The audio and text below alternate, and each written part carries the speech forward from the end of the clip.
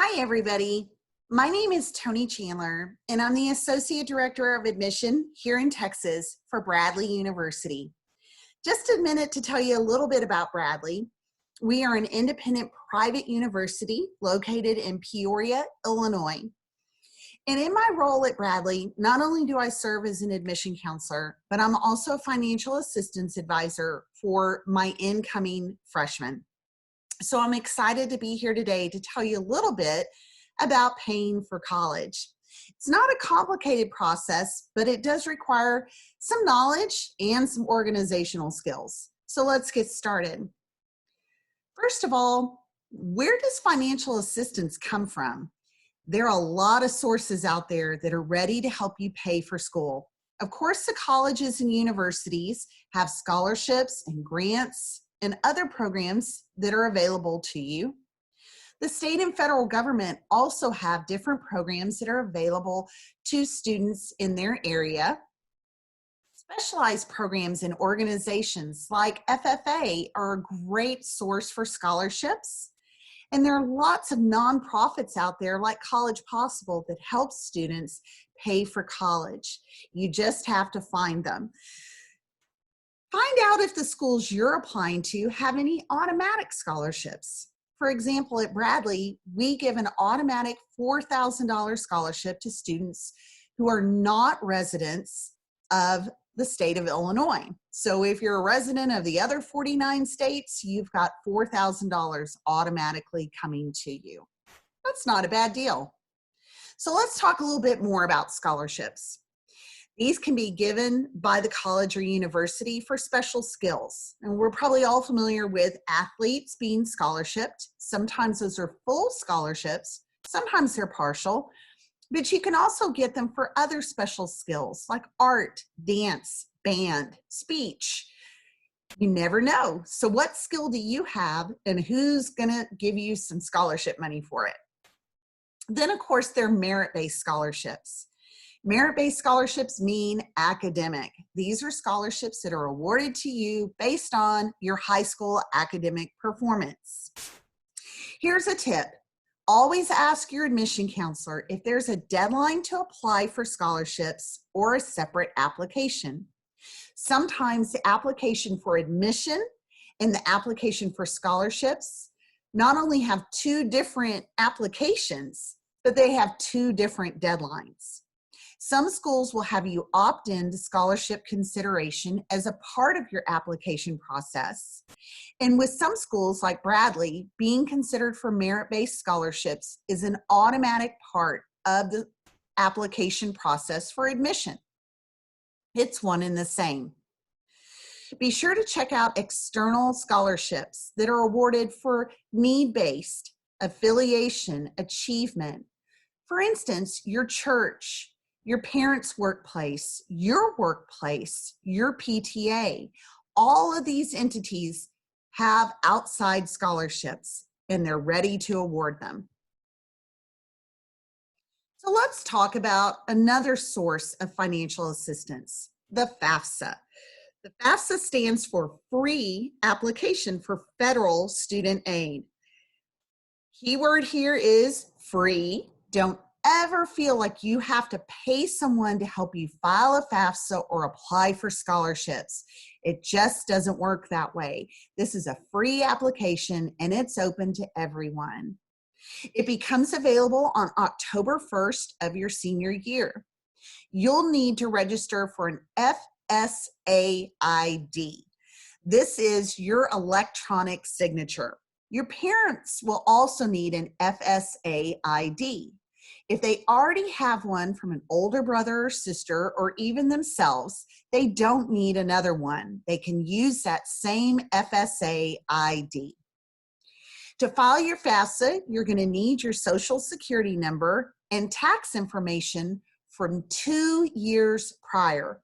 For example, students that filed the FAFSA for the 2020-2021 school year used 2018 income tax information to do so.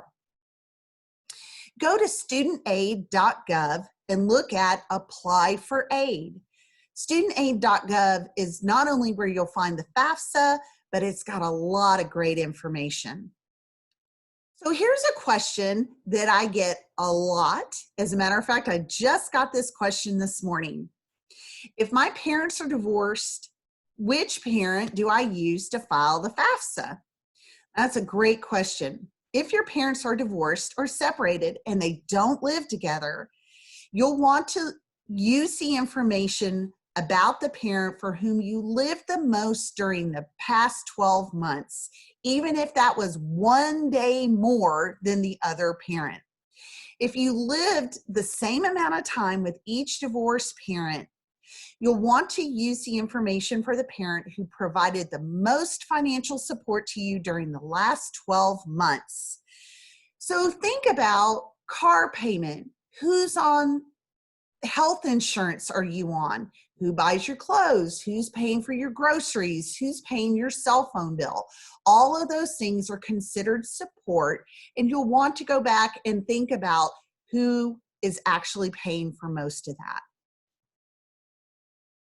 So what am I going to get for filing the FAFSA? Well, every student is a little bit different, but the general outcome of filing a FAFSA include loans, grants, and work study assignment. Let's talk a little bit about loans. They kind of get a bad rap, but student loans can be really useful, and they're considered a good debt. They are deferred until you graduate or leave school. So for example, most of my students are offered something under the Stafford Federal Loan Program. The max right now that a student can borrow under the Stafford program for their freshman year is $5,500. That money is deferred until you graduate. Parent loans, like the Parent Plus loan, are just like the Stafford loan.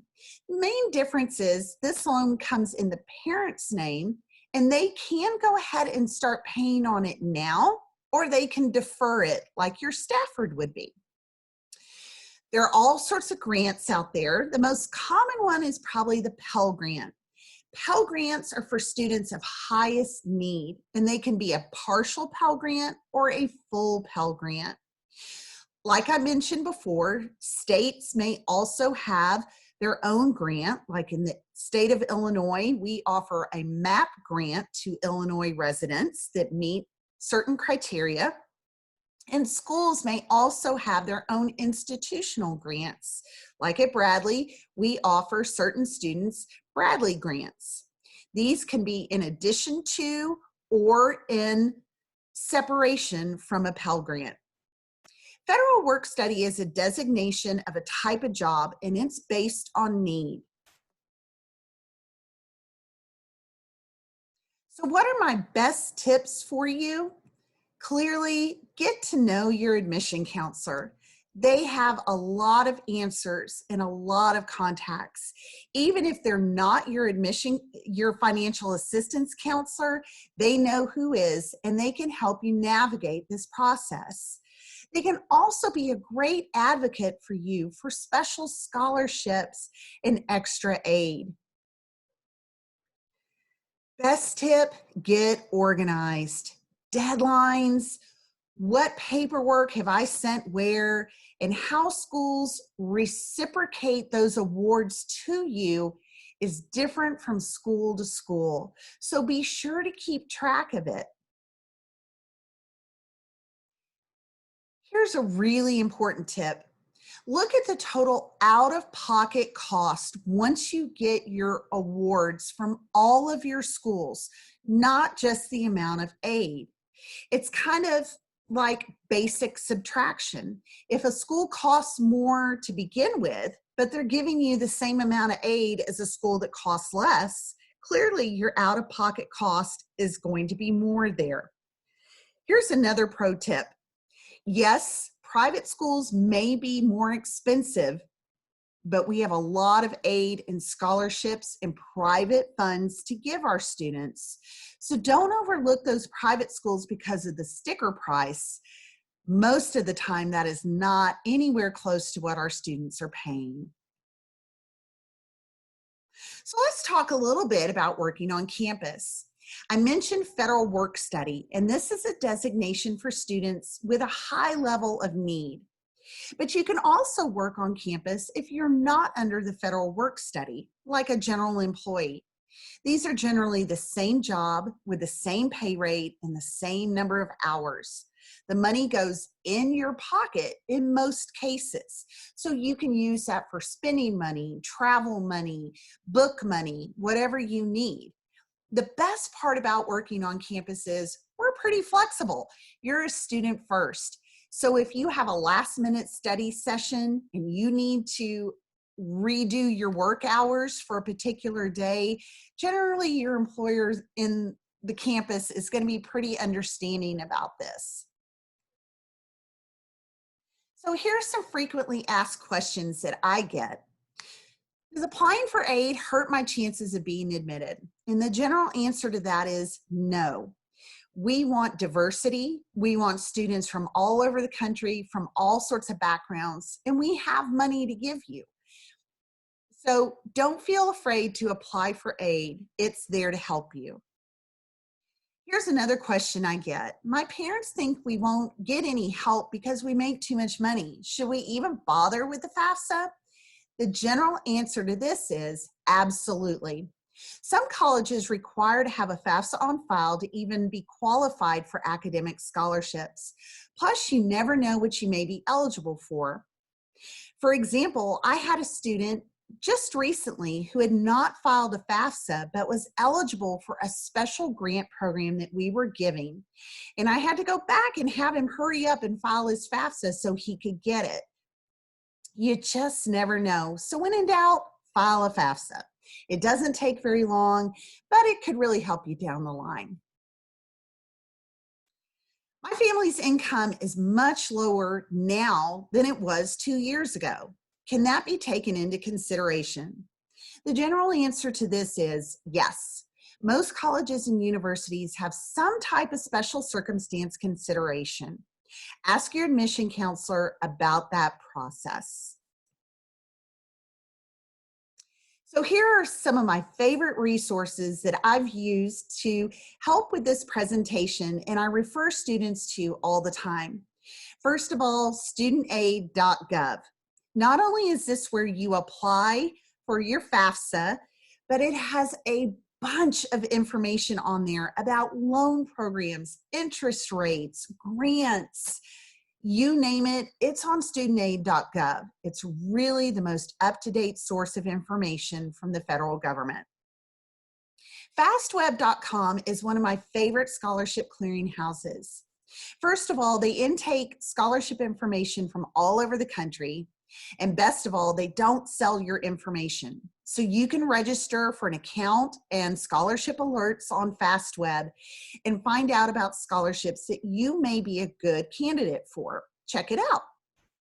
Of course, I'm always going to suggest you look on the university websites for the schools that you're applying to. We have all sorts of great tools like financial assistance webinars, cost comparison tools, scholarship estimators. You just never know. So get on that website and check it out. I hope this information has been helpful to you. I've really enjoyed being with y'all today, and best of luck in your college search.